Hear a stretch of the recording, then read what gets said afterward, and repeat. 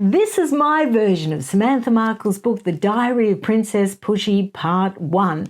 And as you can see, I have made quite a few bookmarks, and it looks a bit obsessive, really, doesn't it? And I have been obsessed. I've been obsessed trying to work out the relationship between Samantha Markle and Meghan Markle, not what we see on the surface, not the Oprah Winfrey interview and the way Samantha's depicted in Finding Freedom and the docuseries, and not the other side, Samantha's many newspaper interviews and Twitter feed and the whole bit. I wanted to get underneath and find out where those seeds of distrust and angst were first sown. And like most family squabbles, they're usually sown way back, way before Meghan met Prince Harry. So Samantha's mum is Rosalind Lovelace, and there's varying versions of how Tom Sr. actually met Rosalind. Andrew Morton has a more flattering version that she was a secretary at Amtrak. They met at a party. They had a normal courtship. A year later, they got married and Samantha was born. And 2 years after that, Tom Jr. Tom Bauer has a scathing view of Rosalind. She was unemployed. Tom Sr. met her at a party. She got pregnant pretty much instantly, and he had to marry her to do the right thing. I think Tom Bauer actually interviewed Tom Sr. And Lady C has another version, but hers sort of correlates more with Andrew Morton's version. Hers is more diplomatic. And the only extra thing she really says is that Tom Sr. was carousing with women, and that's why the marriage broke up.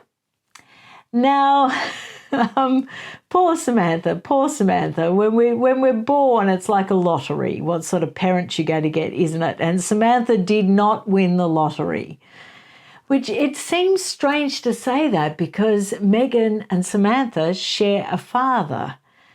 But the father that Samantha got was very different to the father that Meghan got. Now, Tom Sr. excuses that difference by saying that it comes down to financial reasons, that when by the time Meghan came along, he was a lot more financially viable, and so therefore parenting was a lot easier, and so he was a better dad. Well, I didn't really find that to be strictly true. When Rosalind and he were married, he was doing very well. He was on the set of Sesame Street in Chicago. He was nominated for an Emmy and he won it. And so financially, they were doing great. But the carousing, I guess, took its toll. And I don't know, who knows why marriage break up, but there was huge arguments, lots of toxicity, really violent squabbles, and Samantha describes an awful time in her book. So they separated. Now at this stage, they're still seeing their dad on weekends. But there's another sort of side story to this, which is really sad, and that is that Samantha and Thomas Jr.'s grandmother had to intervene because evidently Rosalind had a tendency to beat them with wooden utensils. That's how Samantha describes it.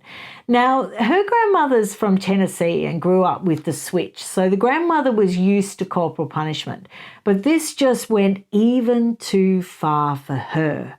So the grandmother let herself into the house one day, and Samantha describes it that like a typhoon, she went through every cabinet and every drawer and confiscated anything, any utensil that could be used to beat the children.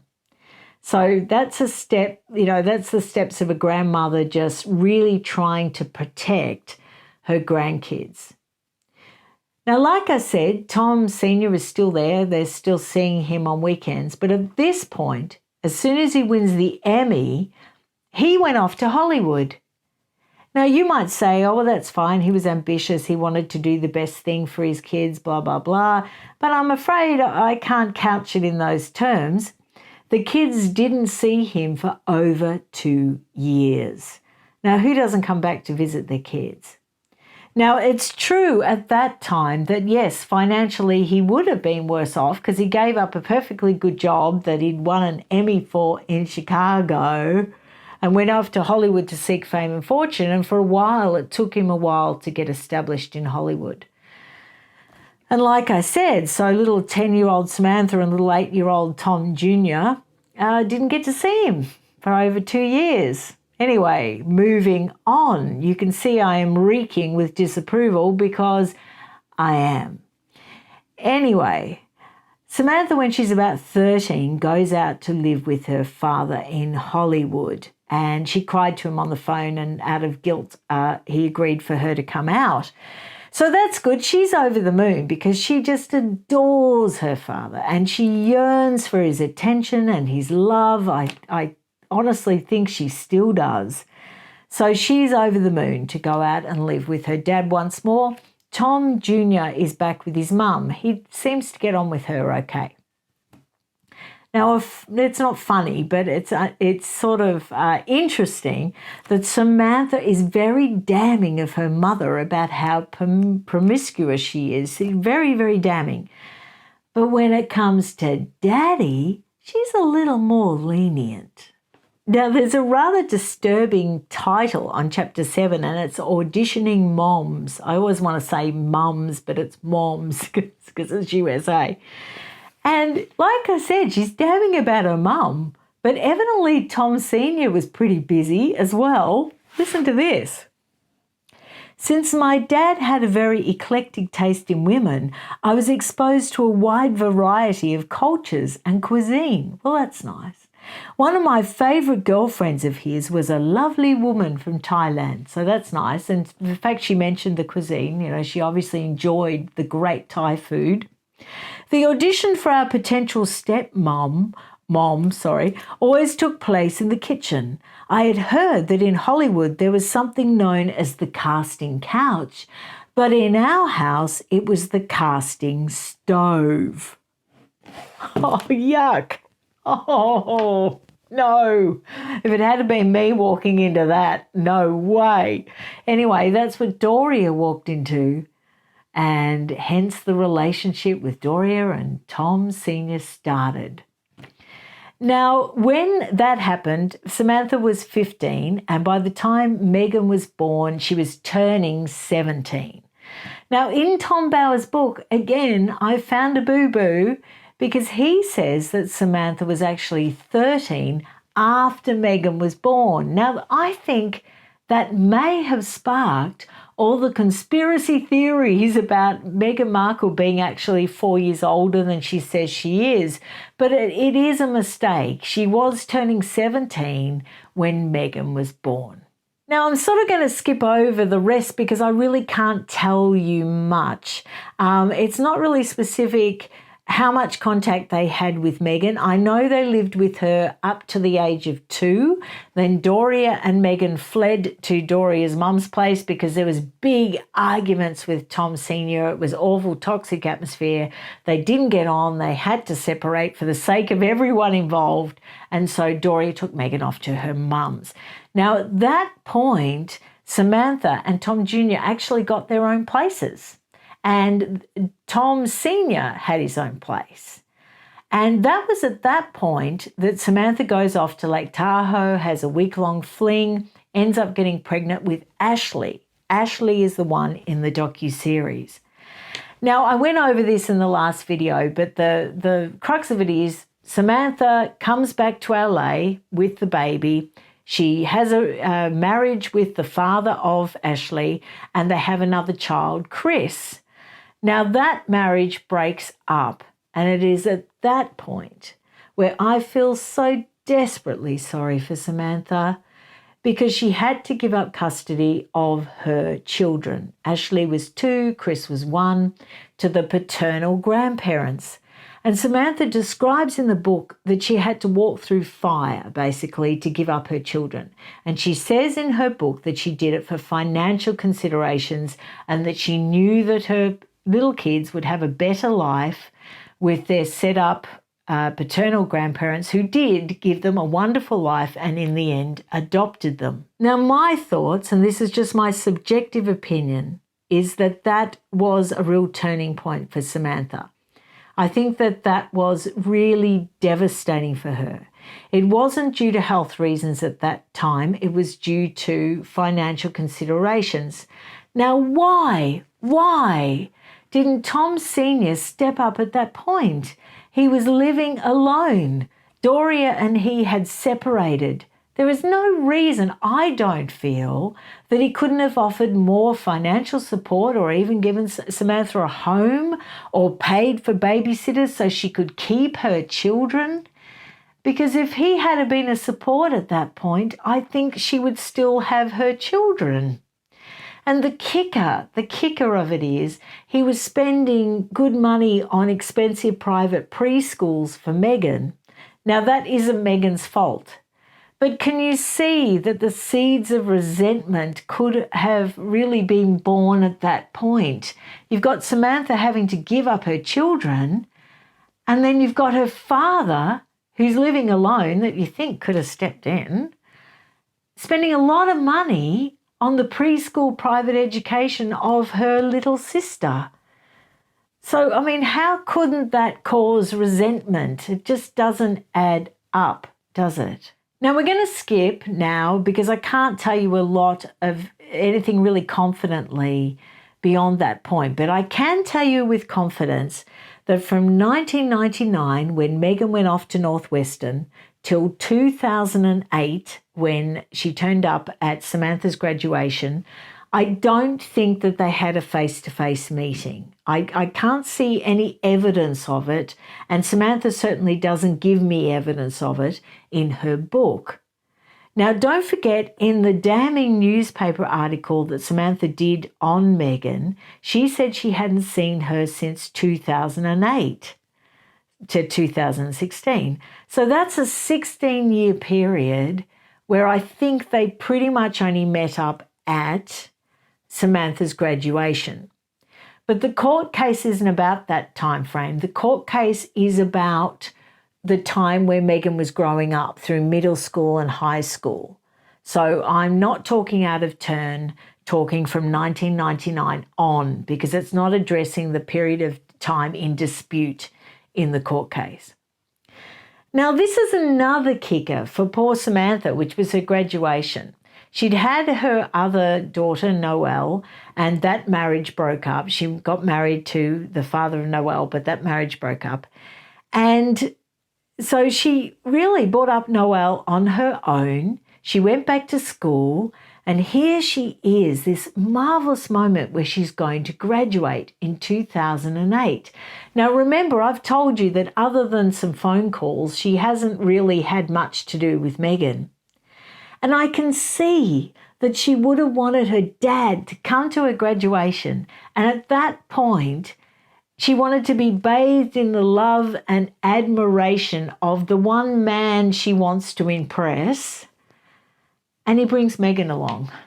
He didn't need to bring Meghan along. He brought Meghan along. Now, Samantha doesn't say anything negative about that. This is my take on it.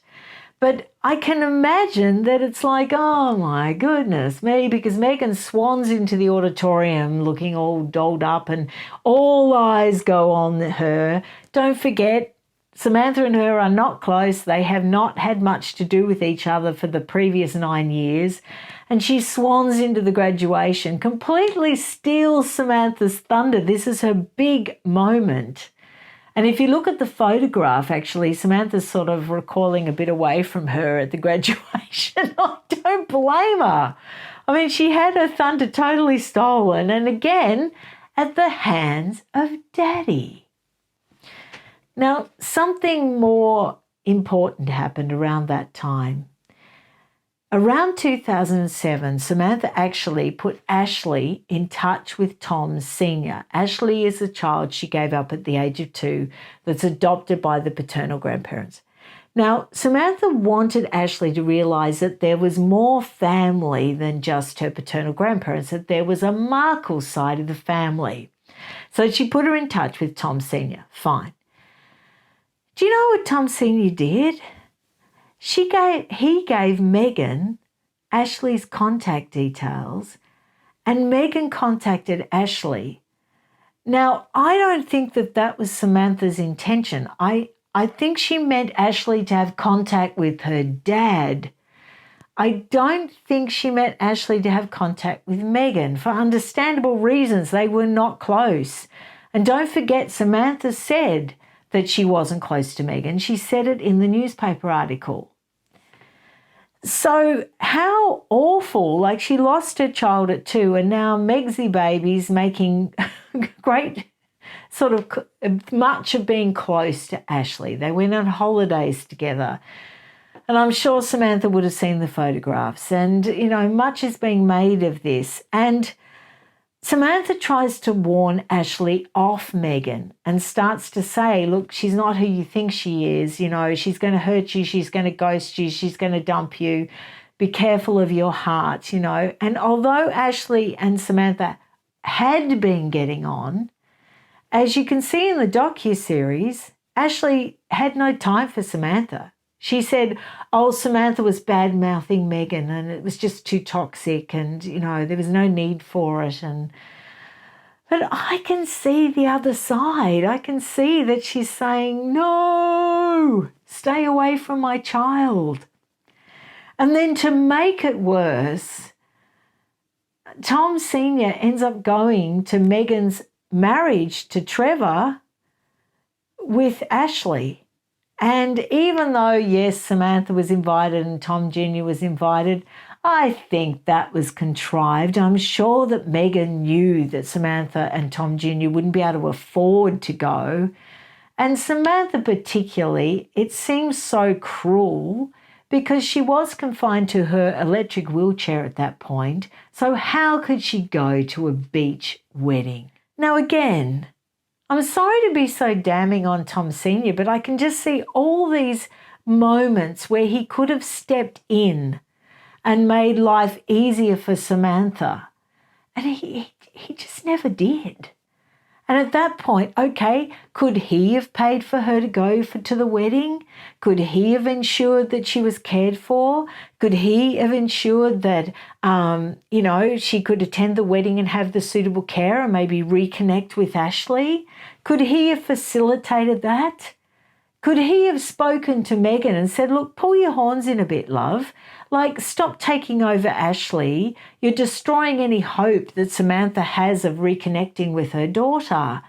Just pull it back a bit. Pull it back a bit. You're being too wonderful and amazing and you're just sort of winning Ashley over away from your sister.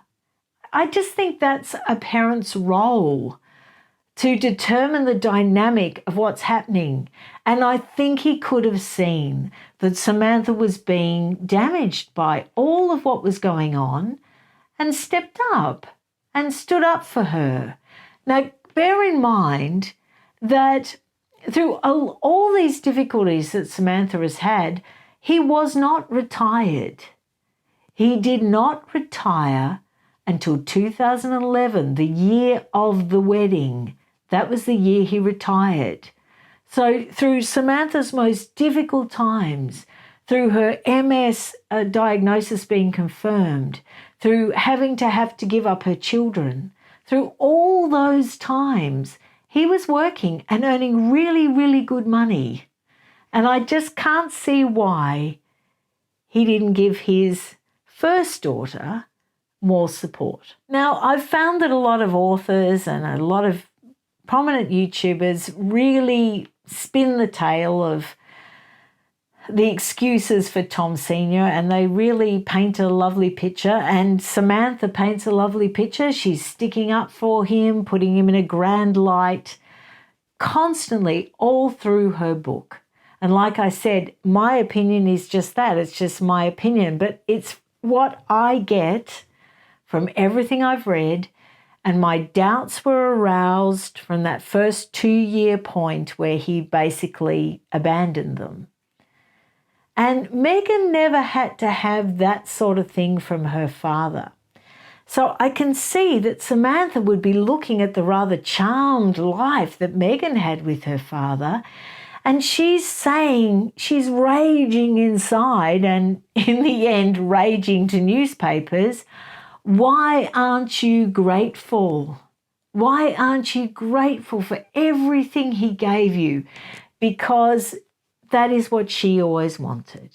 She saw the life that Meghan had, the love that she got from their father, and it's what Samantha from the moment she was born, always yearned for. Let me know what you think down below, and I'll be back to see you really soon. Bye.